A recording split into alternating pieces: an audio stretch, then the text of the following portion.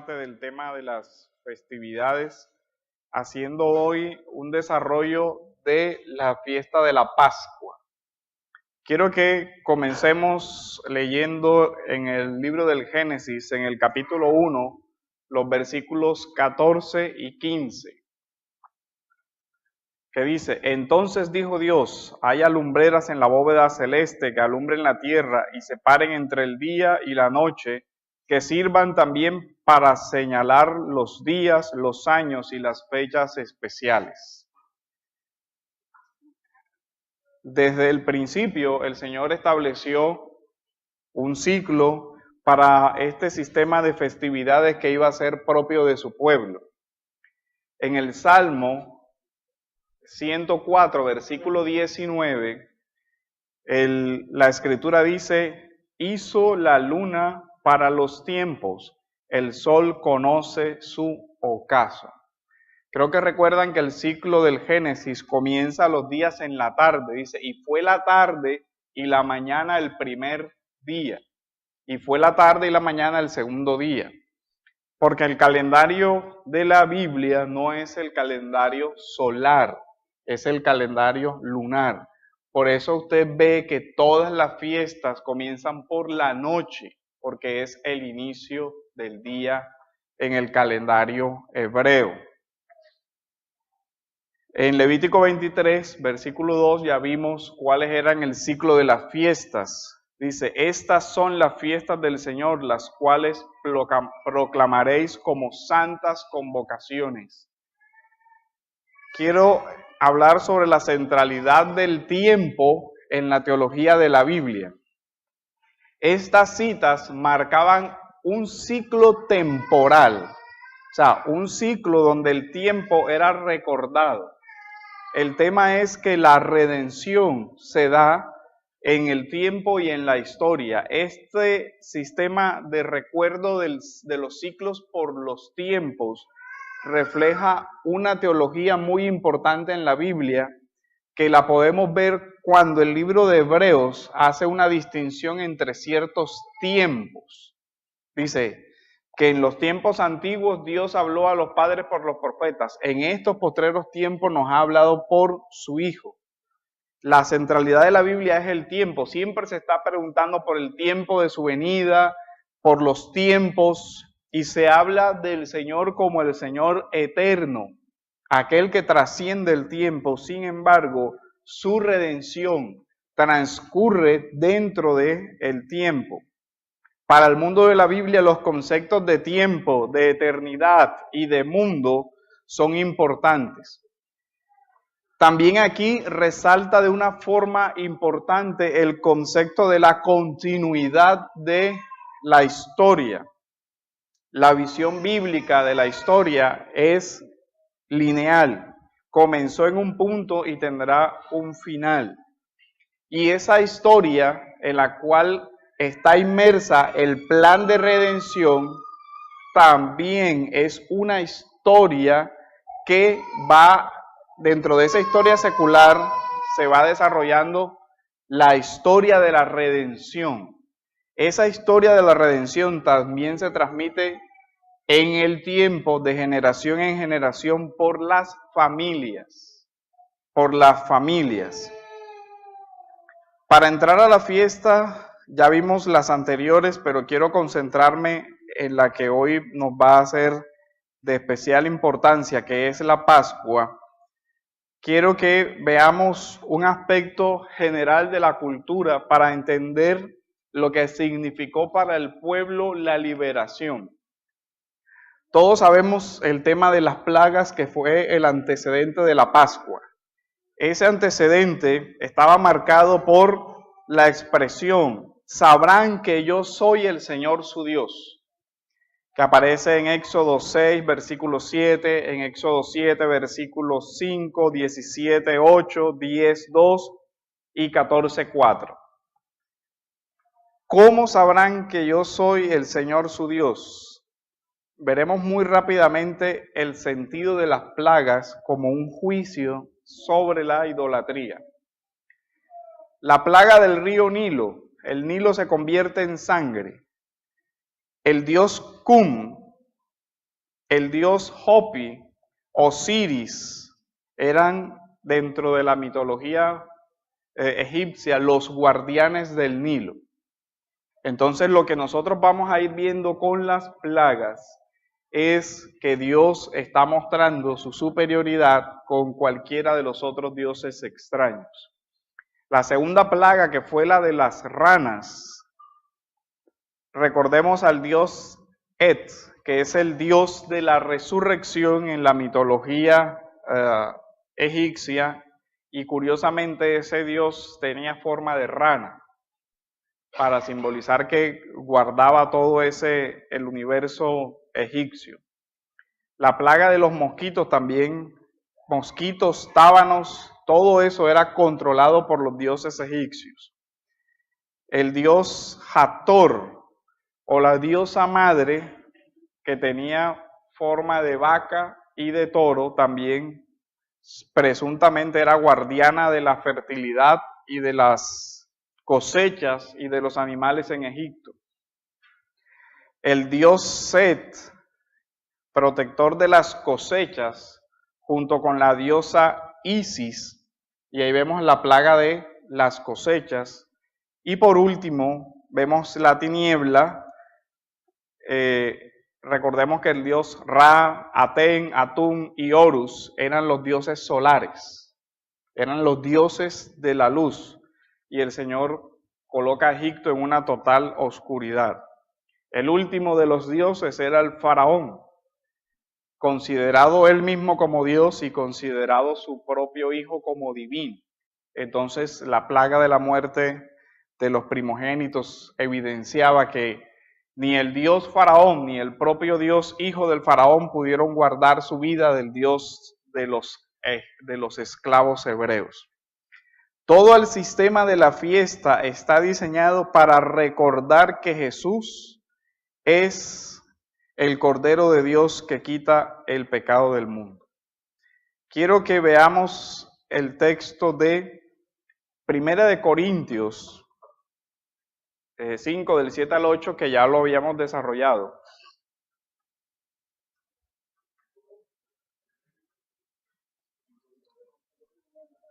Primera de Corintios 5, del 7 al 8. Recordemos que el Evangelio de Juan abre en el capítulo 1, versículo 29, diciendo: He aquí el Cordero de Dios que quita el pecado del mundo. Primera de Corintios 5, del 7 al 8, dice: Limpiaos pues la vieja levadura, para que seáis nueva masa sin levadura como sois, porque nuestra Pascua, que es Cristo, ya fue sacrificada por nosotros.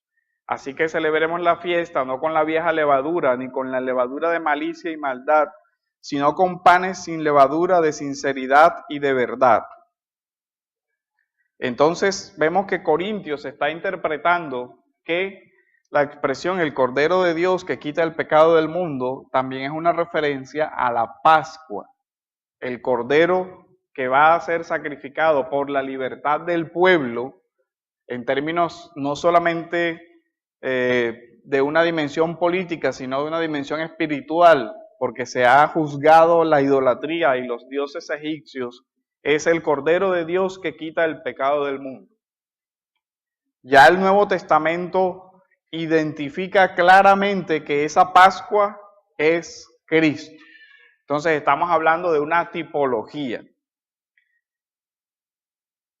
Hay algo interesante. En la liturgia de la Pascua del Éxodo, capítulo 12, se dice que el cordero debía ser sacrificado el 10 de Nisán y debía entrar a la ciudad 4 días, debía ser ingresado en las casas o en la ciudad 4 días antes del sacrificio. O sea, era un ritual muy preciso que se debía guardar de una forma muy estricta. El ciclo de las festividades debía respetarse muy rigurosamente con relación al sistema del tiempo. En cada tiempo debería hacerse algo determinado. El Señor, entra a la fiesta camino de la Pascua, él sale y va subiendo progresivamente. Quiero que veamos qué era lo que se hacía con el cordero cuando entraba, cuando la familia lo ingresaba a su casa. Era durante 4 días examinado por la familia y después de esos 4 días era que se evaluaba si era apto o no para el sacrificio. Jesús entra precisamente a Jerusalén 4 días antes de la Pascua. Esto no es casualidad. El tema es que el Señor va estrictamente cumpliendo ese orden divino de la Pascua. La víctima de la Pascua debía estar en la ciudad 4 días antes del sacrificio a fin de ser evaluada.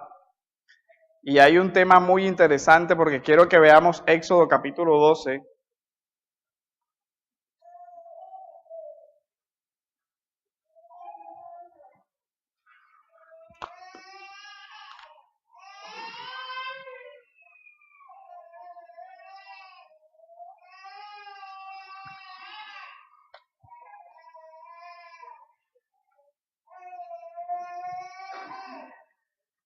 Vamos a leerlo desde el versículo 1.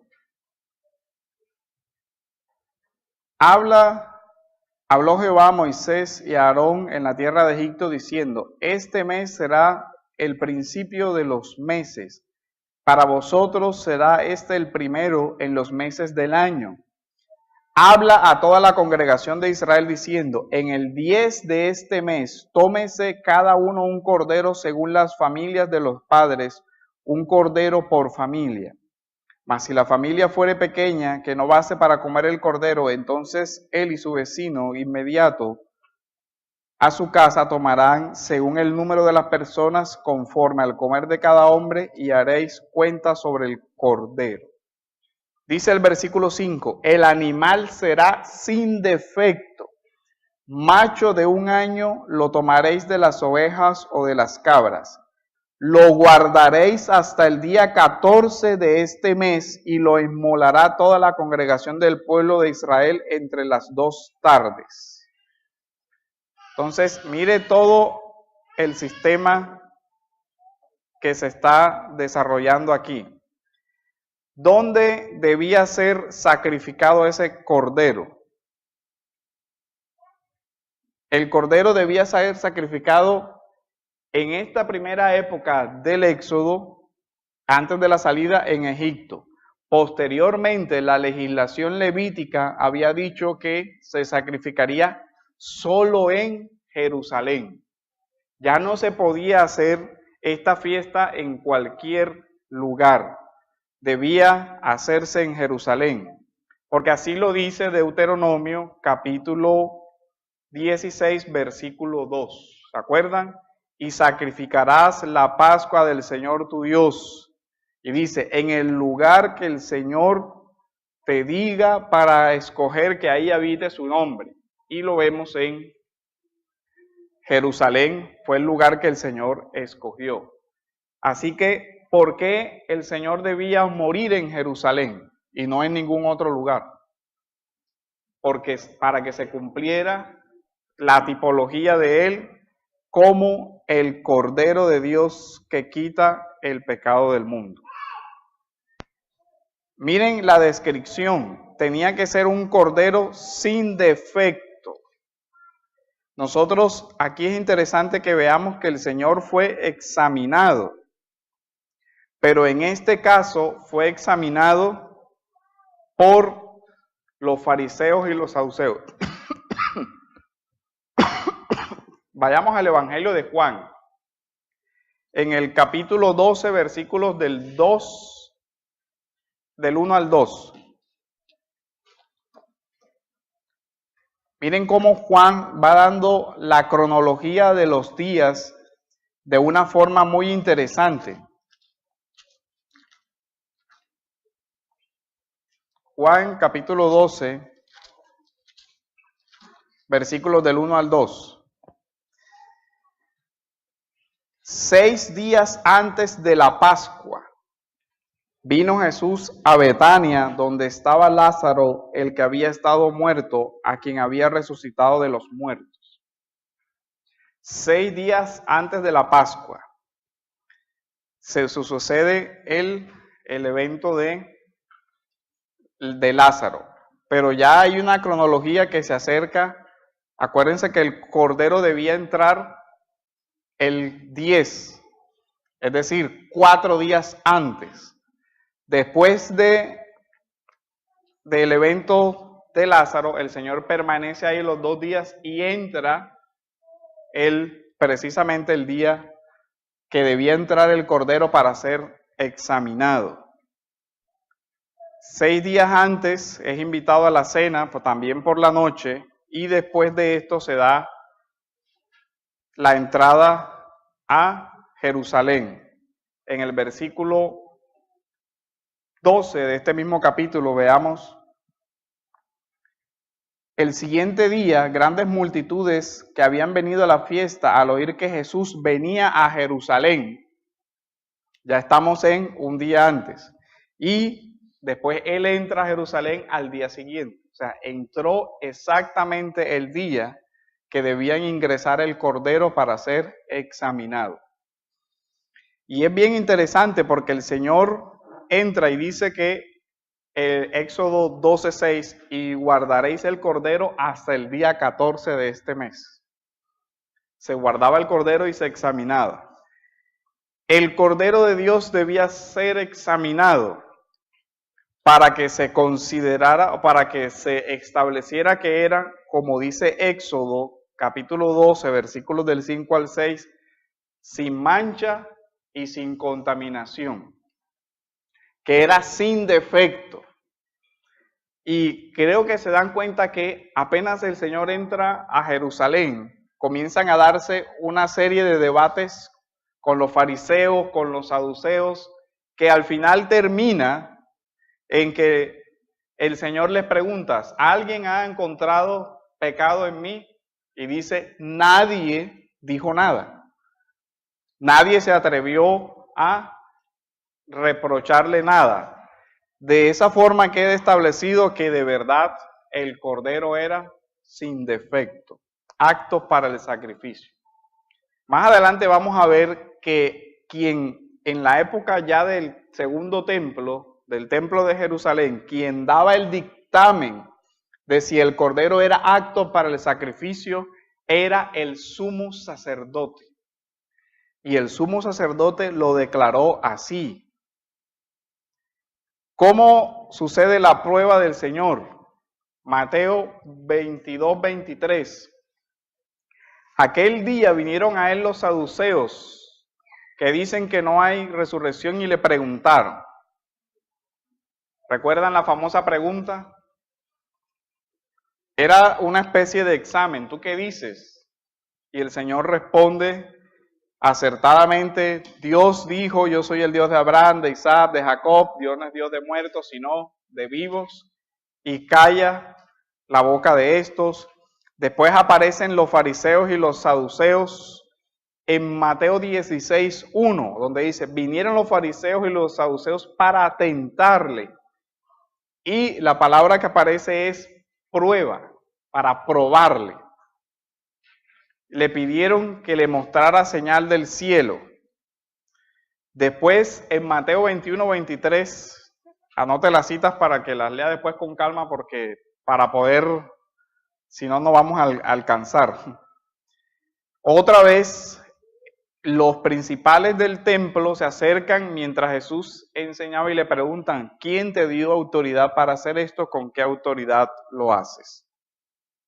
Y al final, el sumo sacerdote termina diciendo que el Cordero es apto para el sacrificio. Recuerden que el Cordero se sacrificaba, todo el pueblo lo sacrificaba para todo el pueblo. En Juan capítulo 11, versículos 49 al 53. Miren lo que razona el sumo sacerdote.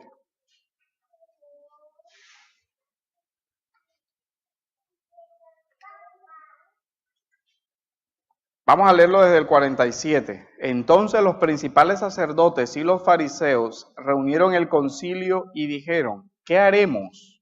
Porque este hombre hace muchas señales. Si le dejamos así, todos creerán en él y vendrán los romanos y destruirán nuestro lugar santo y nuestra nación. Miren el dictamen del sumo sacerdote.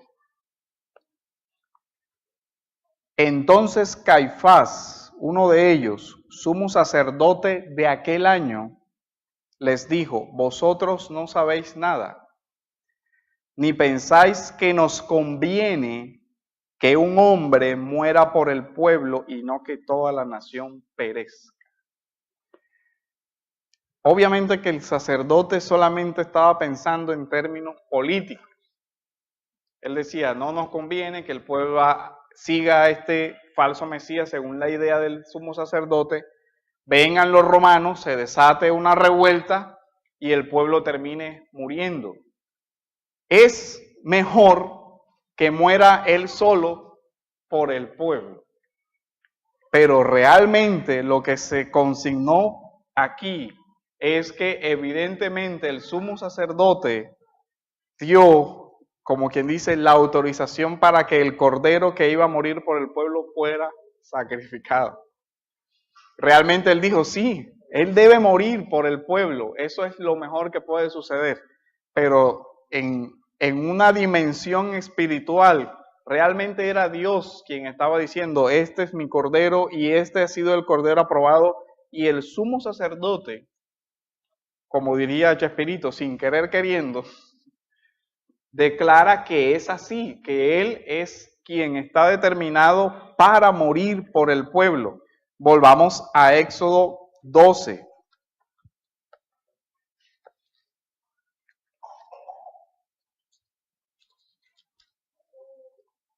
Donde dice que el cordero iba a ser sacrificado por todo el pueblo.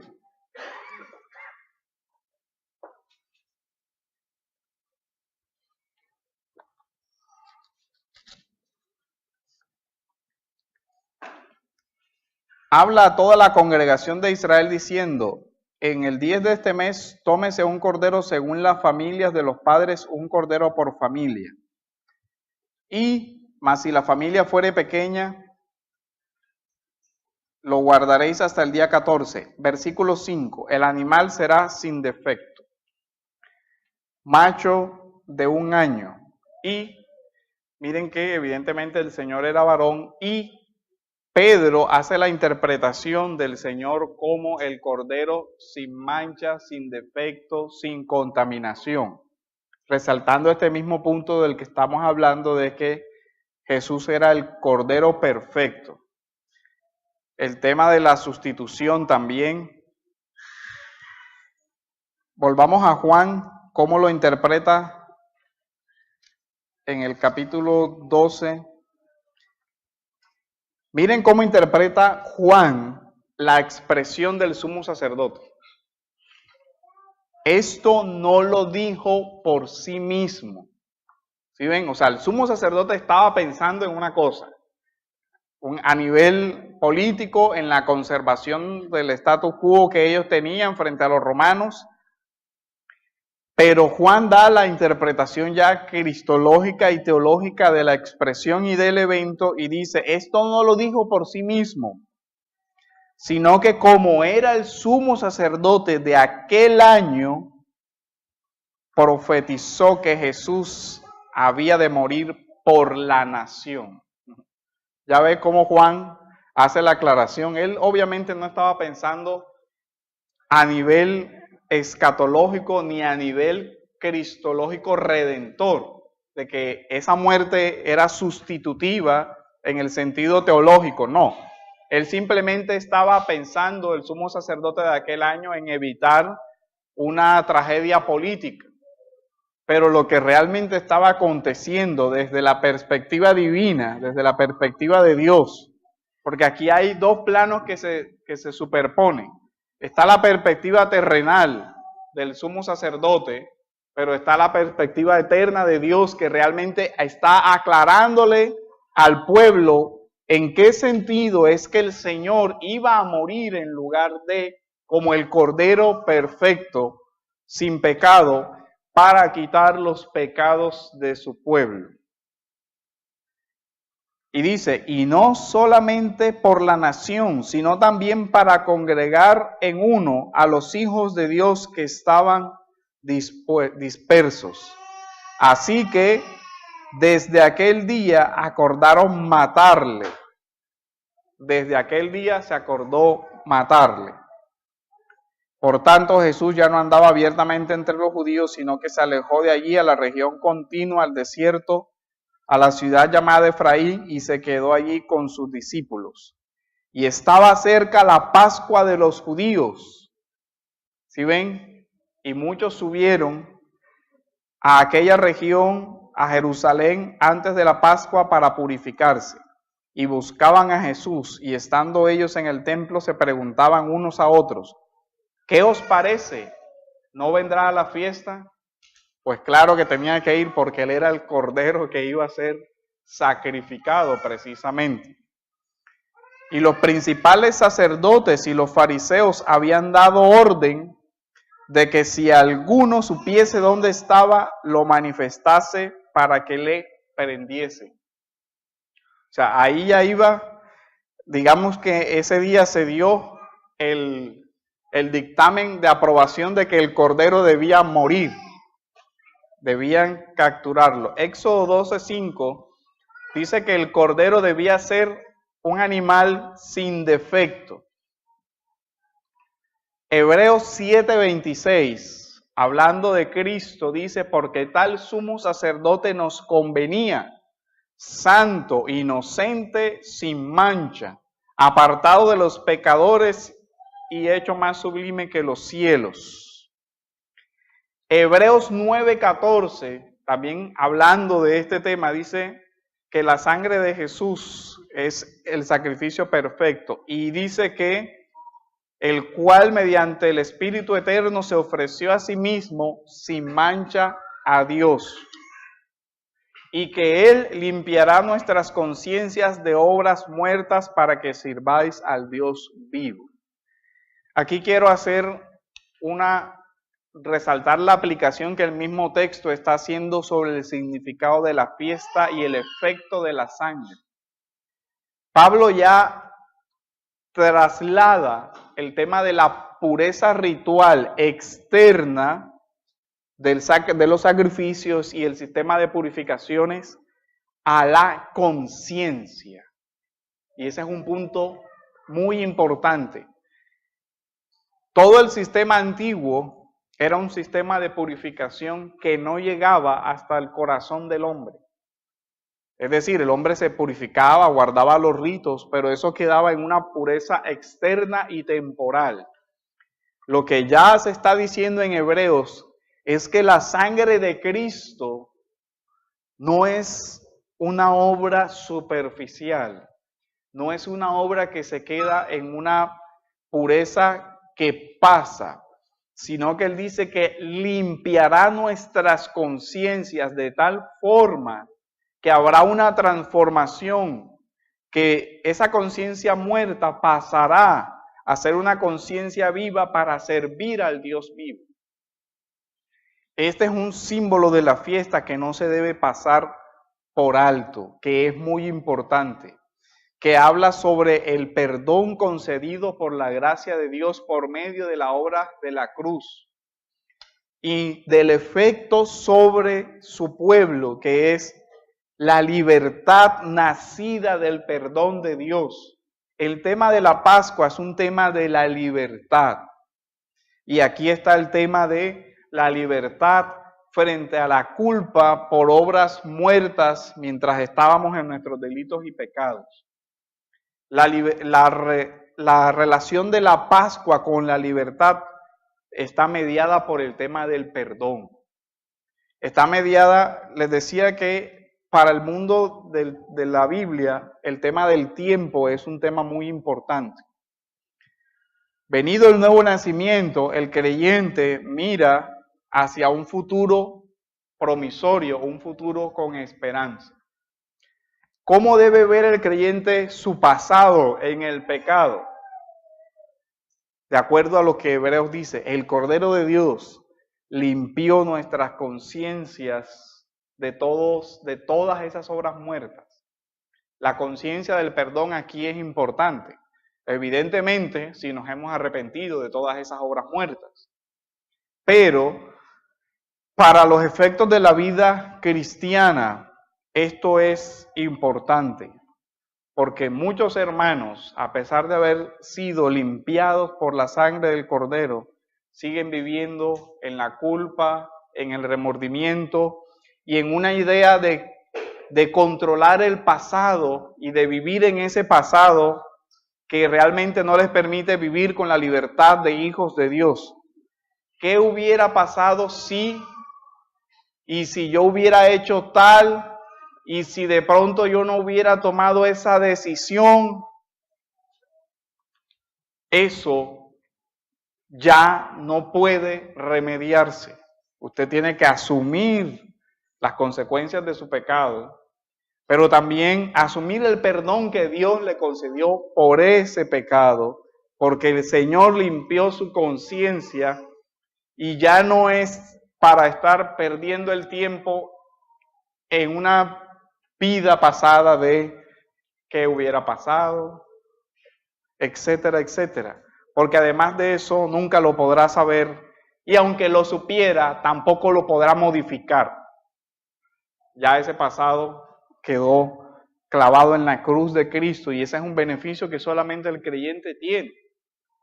Que todas nuestras obras pasadas han sido perdonadas y a veces es un problema con el tema de la culpa que se haya reiterado y reiterado aún en muchos hermanos. Pero quiero hacer ese énfasis en que la obra de Cristo limpió nuestras conciencias de todas esas obras muertas. Pascua fue la libertad. No tiene sentido que el hombre regenerado vuelva a la esclavitud de un pasado culpable cuando realmente ha sido perdonado gracias a la obra de Cristo. Primera de Pedro también habla del tema del Cordero sin mancha y dice en Primera de Pedro, capítulo 2, versículos 22 al 23, el cual no hizo pecado ni se halló engaño en su boca, quien cuando le maldecían no respondía con maldición, cuando padecía no amenazaba, sino que se encomendaba la causa al que juzga justamente.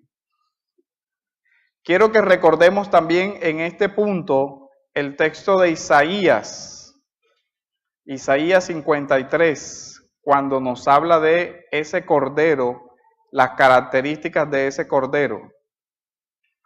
Isaías 53, versículos del 6 al 7 dice, todos nosotros nos descarriamos como ovejas, cada cual se apartó por su camino, mas el Señor cargó en él el pecado de todos nosotros.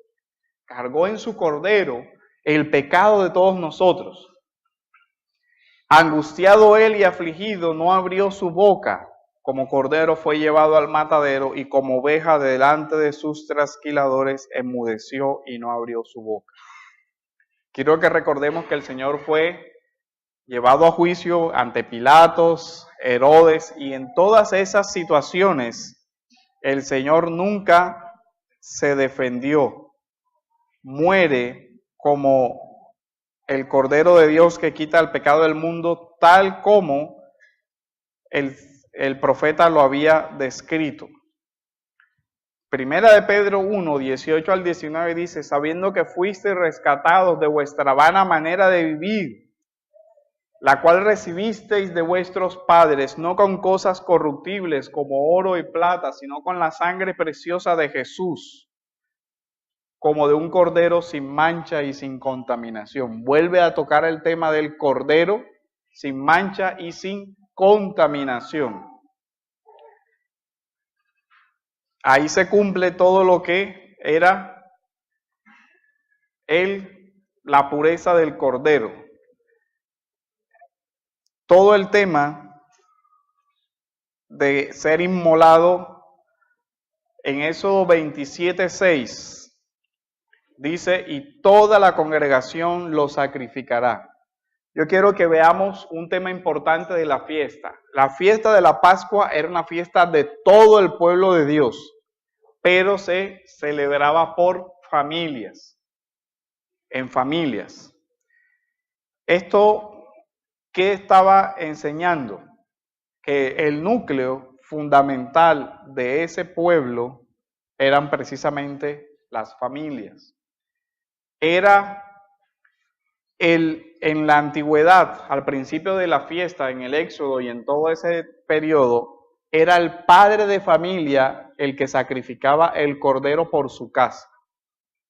Y ese es un punto bien interesante, porque precisamente en el desierto, por el tema de la desobediencia del pueblo, ¿se acuerdan cuando hicieron el becerro?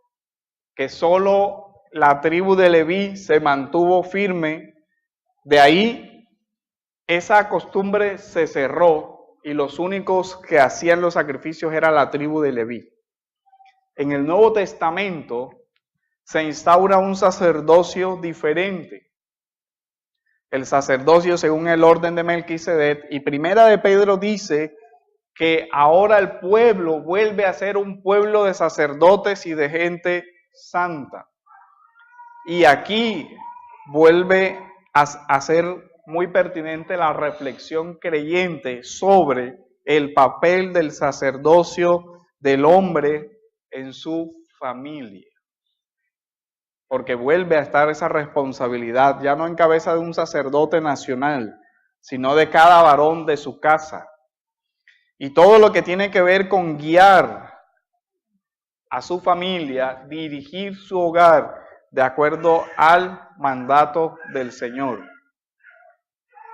Se da el tema de la muerte y veamos que la Pascua también tenía la posibilidad de incluir al extranjero. ¿Recuerdan donde decía, si algún extranjero quiere celebrar esta fiesta, lo circuncidarás, lo incluirás en el pueblo y entonces podrá participar? Frente a todo esto viene la pregunta, bueno, ¿y quién sacrificó el cordero? O planteado como generalmente se plantea, ¿quién mató a Jesús? Y por lo general la respuesta, muy buenos discípulos del sumo sacerdotes, la damos en clave política. Fueron los romanos, fue Pilatos, fue Herodes, o fueron las autoridades judías. En Hechos, capítulo 4, versículos 27 y 28, de nuevo el Padre, en el plano celestial, declara a quién mató a su Hijo. Porque verdaderamente se unieron en esta ciudad contra tu santo Hijo Jesús, a quien ungiste, Herodes y Poncio Pilatos, con los gentiles y el pueblo de Israel. Entonces aquí ya está descargando culpas.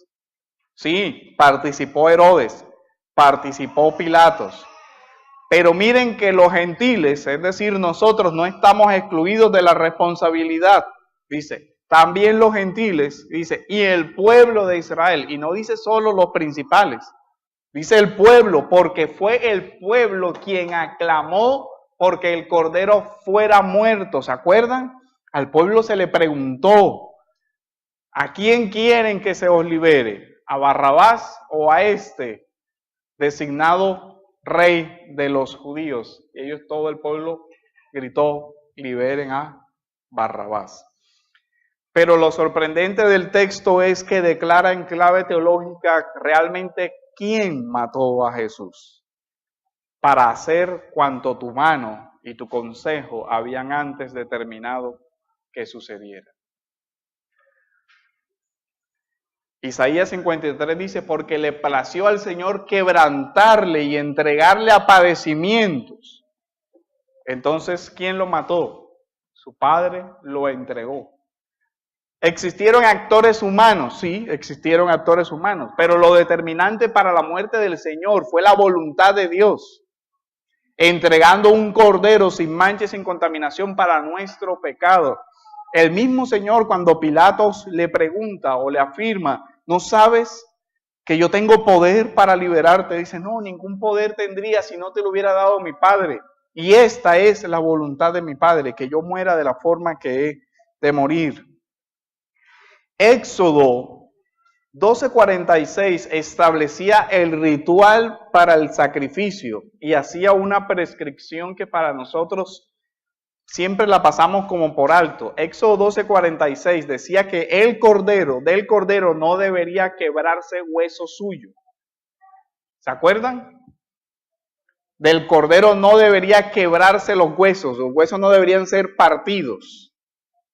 Juan 19:32 y al 36 dice, vinieron pues los soldados y quebraron las piernas al primero y asimismo al otro que ha sido crucificado con él. ¿Se acuerdan? Los dos ladrones. Que incluso ellos declaran que efectivamente el cordero era sin mancha y sin defecto y sin contaminación. ¿Se acuerdan cuando uno de los ladrones le dice al otro, pero si tú comienzas a insultar al Señor y el otro le responde, calla, ni siquiera en esta hora tienes temor de Dios? Nosotros estamos aquí justamente condenados. Él es inocente. Él nada ha hecho. Y queda la pregunta, ¿por qué se sacrifica a un inocente? Por los pecadores. De ahí que está la petición del reino en la cruz. Señor, acuérdate de mí cuando vengas en tu reino. Y el Señor ahí mismo le contesta, sí, hoy mismo, hoy te digo, estarás conmigo en mi reino. Pero en esa cruz también se ve un cumplimiento tipológico cuando Juan se detiene a decir que cuando llegaron a Jesús ya estaba muerto y no le quebraron las piernas. Uno se pregunta, ¿por qué Juan se detiene en un detalle tan aparentemente insignificante como que decir que a Jesús no fue quebrado hueso? Pues por el cumplimiento de la Pascua. Al cordero no debía quebrarse los huesos. No será quebrado hueso suyo. Y así se cumple la Escritura. El cordero entonces derrama su sangre para el perdón de los pecados. ¿Se acuerdan lo que se hacía con la sangre? Se tomaba la sangre y se colocaba en los dinteles para que el ángel de la muerte pasara por encima y no muriera. El primogénito de esa familia.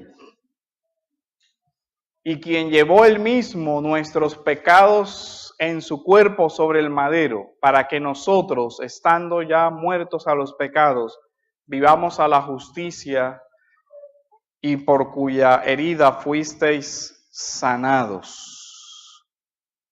Éxodo, cuando está anunciando la liberación de la que el pueblo va a ser objeto, dice en el capítulo 6, versículos del 6 al 7, por tanto dirás a los hijos de Israel, yo soy el Señor, y dice, yo os sacaré debajo de las tareas pesadas de Egipto. Es muy interesante cuando el Señor se presenta como aquel que lleva nuestras cargas y nuestras labores pesadas. Dice, y os libraré de su servidumbre, y os redimiré con brazo extendido y con juicios grandes, y os tomaré por mi pueblo y seré vuestro Dios, y vosotros sabréis que yo soy Jehová vuestro Dios, que os saqué de las tareas pesadas de Egipto. Somos santificados entonces por la sangre del Cordero sin mancha. Y en 1 de Tesalonicenses 1:10 se nos dice, y esperar de los cielos a su Hijo, al cual resucitó de los muertos, a Jesús, quien nos libra de la ira venidera. Gálatas 3:13 también nos dice, porque Él nos redimió de la maldición de la ley, hecho por nosotros maldición, porque escrito está, maldito todo el que es colgado de un madero. Y por último, Efesios nos dice, en quien tenemos redención por su sangre, el perdón de pecados según las riquezas de su gracia. Entonces nosotros vemos en todo el sacrificio de Jesús el cumplimiento del mayor acto redentor de que el pueblo fue objeto en la historia, y es la redención, la justificación para la vida eterna. ¿Hasta aquí hay alguna duda, comentario, pregunta?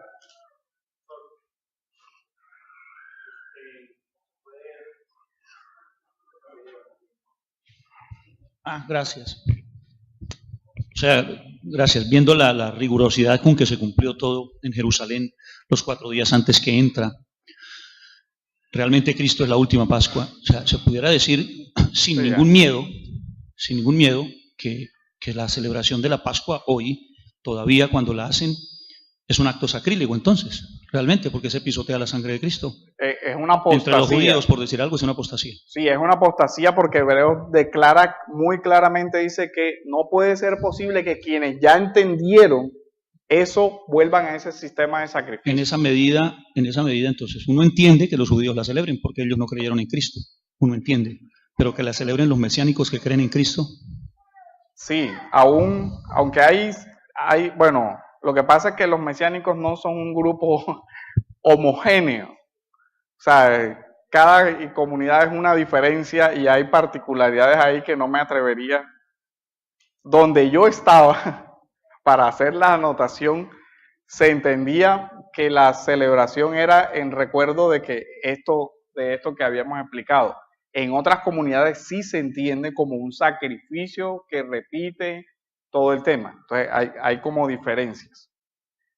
Y lo otro es que aún a los judíos no hay excusa porque precisamente por no creer en el Nuevo Testamento es que quieren volver a mantener el sistema de rito, porque ellos entienden esto. Y es más, la desobediencia aparte, porque no debe hacerse en otro lugar fuera de Jerusalén. Debe hacerse en el templo y por un sumo sacerdote de la línea de los levitas. Y ninguna de las 3 cosas se cumple. Entonces, la desobediencia es todavía mayor. Nilson.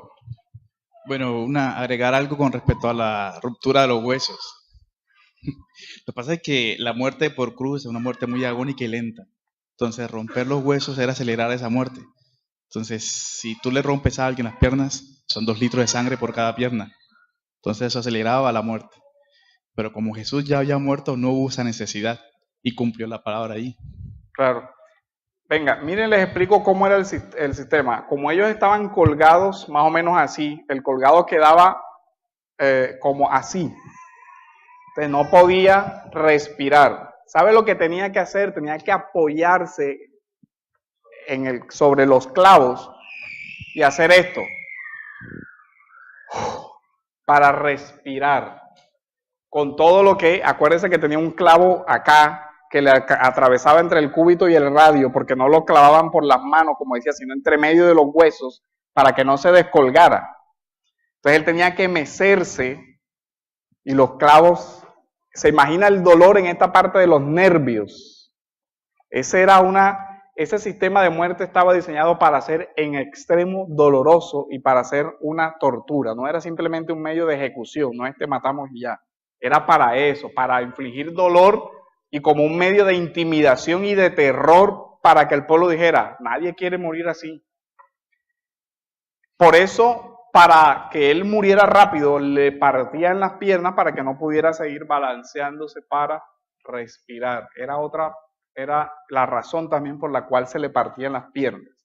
O sea, era un sistema de tortura bien cruel. Normalmente los crucificados duraban hasta una semana ahí, muriendo lentamente por el efecto del castigo. Miguel, y ya terminamos porque se acabó el tiempo. Buenos días. Estaban indicando que con respecto al sacrificio, los judíos siguen estando errados y es un sacrilegio pues pensar que ellos sigan celebrando la Pascua después de la manera que está escrita en el Antiguo Testamento. Pero por lo menos hoy en día en algunas iglesias pentecostales, o no sé si en todas, donde se espera la construcción del tercer templo, todo ese tema también, eso no sería... Ese es un tema escatológico que pero sería también parte precisamente de una increencia, porque ¿qué sentido tiene el templo si realmente el sumo sacerdote ya es Cristo y el sacrificio perfecto ya fue celebrado? Sería realmente un acto todavía de incredulidad del pueblo para todo eso. Bueno, oremos para terminar porque ya se fue el bendito.